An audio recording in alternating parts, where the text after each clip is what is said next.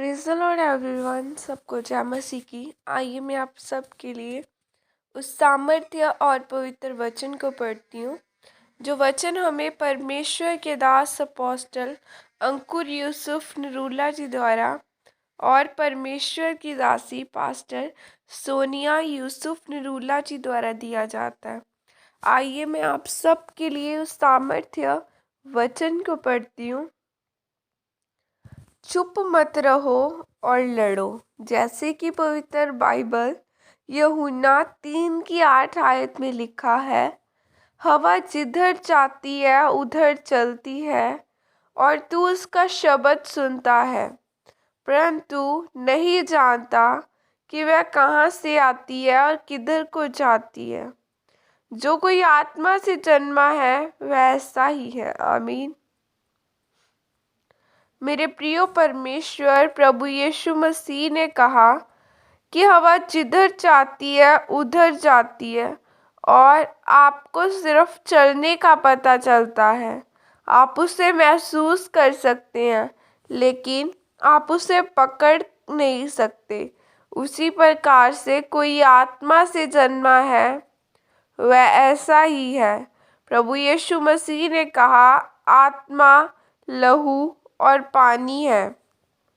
और यीशु मसीह ने कहा कि अगर कोई जल और आत्मा से न जन्मे तो वह परमेश्वर के राज्य को नहीं देख सकता।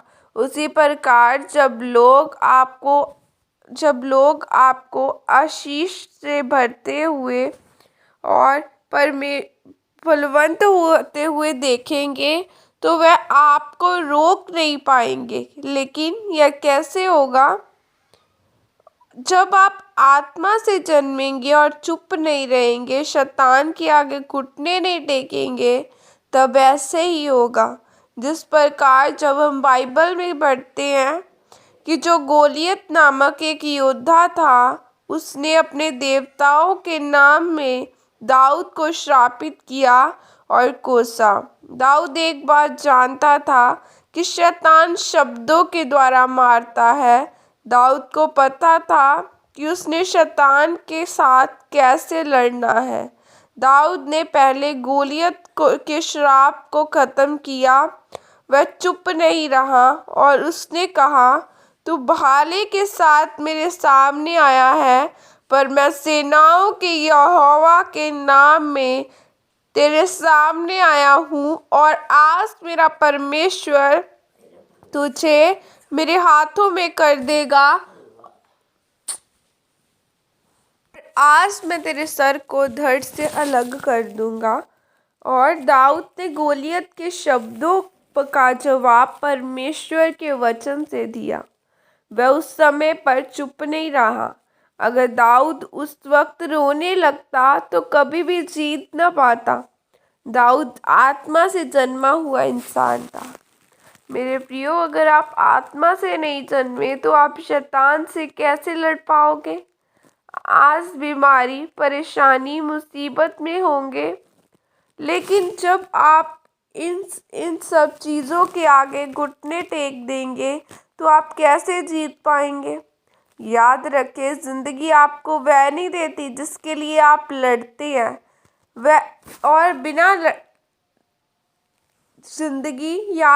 ज़िंदगी आपको वह देती है जिसके लिए आप लड़ते हैं और बिना लड़े आप जीत नहीं सकते।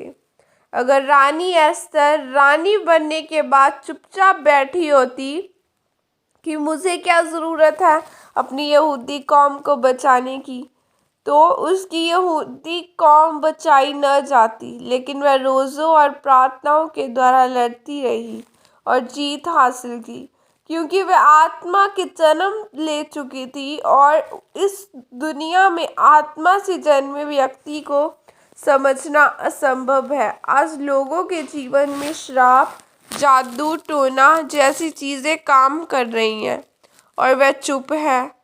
आपको चुप नहीं बैठना। परमेश्वर का वचन आपके लिए हथियार है। आपको उस हथियार को लेकर शैतान के साथ आत्मिक रीति से लड़ना है और जीतना है।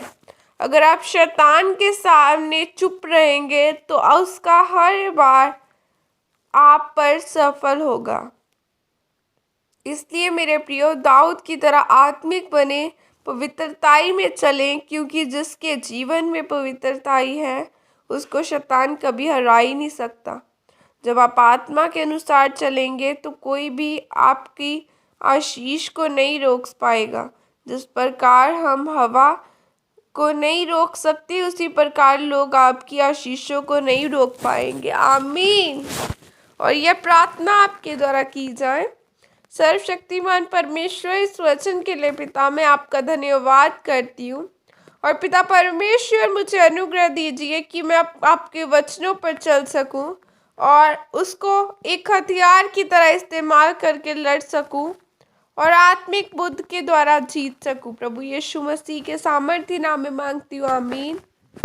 और सबको जय मसीह की। और मैं आज विश्वास करती हूँ कि आज परमेश्वर मुझे एक बड़ी टेस्टीमनी के साथ ब्लेस करेगा, क्योंकि वो मुझे कभी शर्मिंदा नहीं होने देता।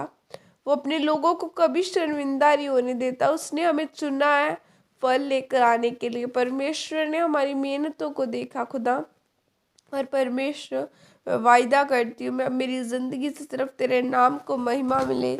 जब परमेश्वर मेरा रिजल्ट आए तो सुपर डुपर ब्लेस्ड आए, ताकि तेरे नाम को महिमा दे सकूं। मैं ज़रूर आप सबके साथ बड़ी टेस्टीमनी को जल्दी शेयर करूंगी। और खुदा आप सबको आशीषित करे। God bless you all. जय मसीह की।